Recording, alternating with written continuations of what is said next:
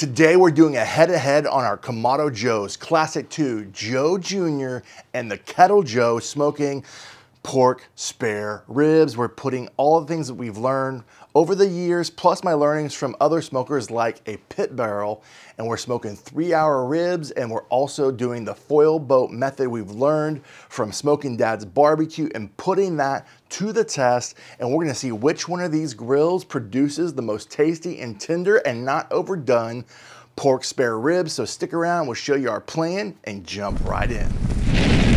We have 3 racks of St. Louis style pork ribs. Taking it in the kitchen, we're gonna take my cutting knife and open the package from Costco.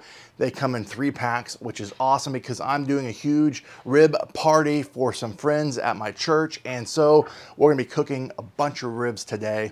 And we're gonna do this hot and fast. But here's our plan. We're gonna take these out and trim off all of the unnecessary fat or any loose things around that are just gonna burn off anyways. Take that off. Then we're gonna flip it bone side up, remove the membrane. Different opinions on that, but I have a video showing you how to do it, different techniques. Again, we're gonna remove that so that the seasoning can penetrate these pork spare ribs. And once we have trimmed that, I'm also gonna be cutting one of these spare ribs to fit inside the Joe Junior. So I'm gonna be cutting that and setting that aside for later use. So here's what we're gonna do. We're gonna season it with 3 different styles of seasoning: kosher salt, diamond salt, and layer that on both sides. Let it sit for 10 minutes. Let that salt sink in and do its thing. And then we're gonna layer it with coarse ground pepper and then Lowry's, and it's gonna congeal together and let it set and rest for 30 minutes on the spare ribs. And that is our plan and our agenda for seasoning, trimming, and letting it sit so that all those seasonings congeal together. Now I'm gonna take you out and fire up the Joe, show you our plan for wood chunks and how we're gonna set all these up to have a fair head-to-head competition and see which one turns out best. Let's set up the Kamado Joes. We're using Jealous Devil lump charcoal. This is their chunks version. It's fantastic. And then we're gonna be using the slow roller on the Kettle Joe Classic 2 and our regular heat deflectors on the Joe Junior. We're gonna be using some post oak wood chunks, and I've already laid each of these wood chunks in the bed of the charcoal, and then we're gonna cover the wood chunks over that and make sure there's good airflow all around it and making sure our air vents are good. So I like to leave all my air vents open to get up to that 300.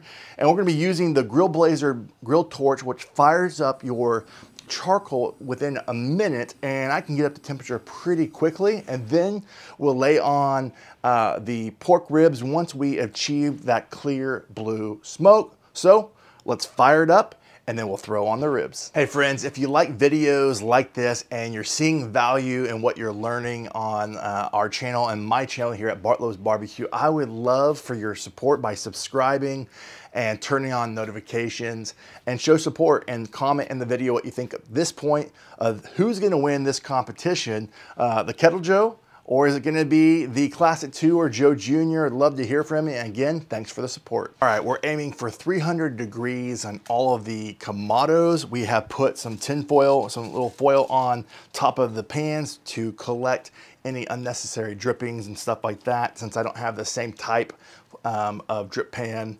for all of these. That's our plan. So I'm gonna go ahead and put these on, and then we're gonna put on the pork ribs. All right, friends, we've got these pork ribs all seasoned up. They sat for 30 minutes and let all that seasoning congeal together. Our goal is to do a 3-hour cook. We've got all the grill temperatures at 300 degrees. We've achieved that blue smoke versus the white billowy smoke. And we're gonna flip the first 45 minutes bone side up to do even cooking. And then I'm gonna also be at that point spritzing with apple cider vinegar and honey to allow that smoke to penetrate and give us a nice flavor as well, with the honey and the apple cider to break things down. So again, total of 3 hours. First 45 minutes, flip to even cooking and spritzing, and then the remaining hour and 15 minutes to end at 2 hours. Then we foil boat it at the 3rd hour, and we'll talk to you at that point what our next steps are going to be. So let's load the grill.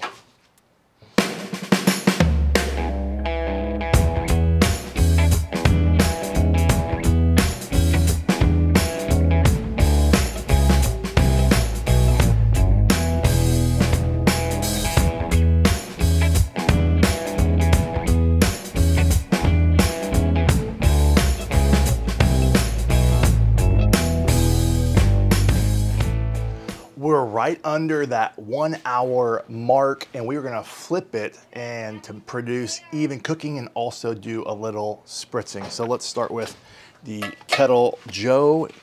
See what that looks like there. So that's perfect. Before I do anything else, do a little spritz.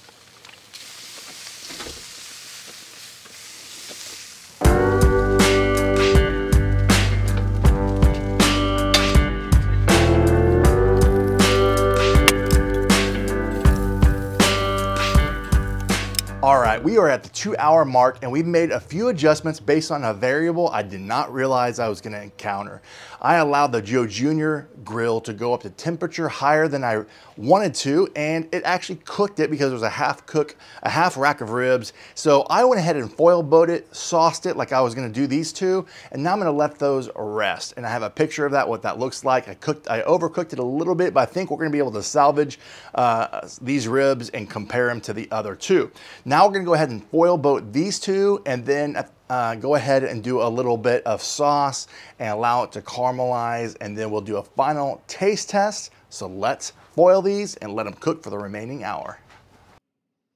Well, just like anything, you're gonna cook to temperature and not to time. And we are already probing like butter. It's at 200 degrees on both of these.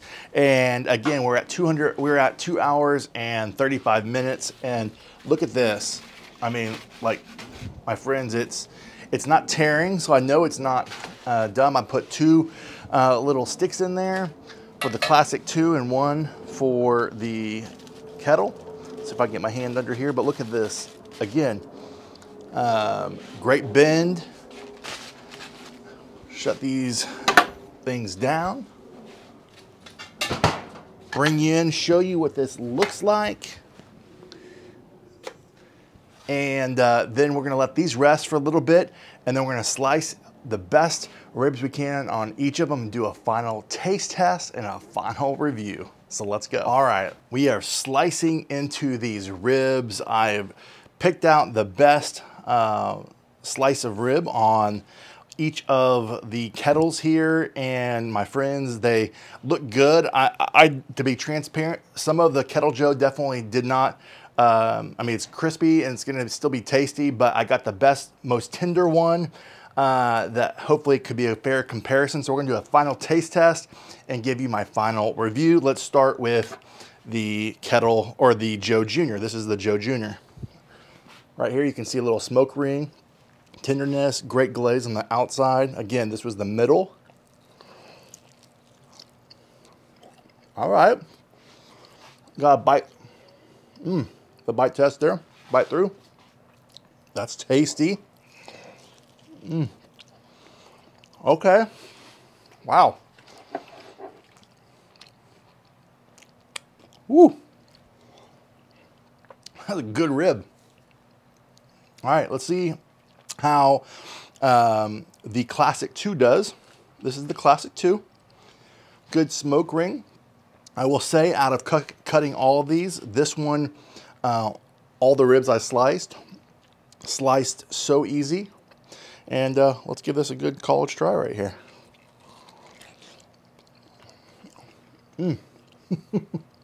Probably see the juices flowing.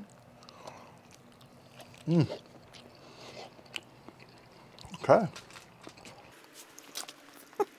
That's a good rib. Excuse me. And now, finally, the Kettle Joe. Right here. Great looking rib. Got a little smoke ring. Subtle bits there. All right. I'll try another side here. Good bite through. Definitely coming off the bone, but good bite through. Tender. Wow. This is a tough one. I'm going to clean this up, give you my final review. Let's do a fireside chat doing a final review of this KJ head-to-head. And by the way, this is a solo stove that I love to cook on the channel, and I have a few links on what those cooks look like. But what amazing KJ head-to-head, the Classic 2, Joe Junior, and then also the Kettle Joe. I was surprised by the results as I tasted multiple ribs off camera as well. And here is the clear winner. For me, it was definitely the Classic 2.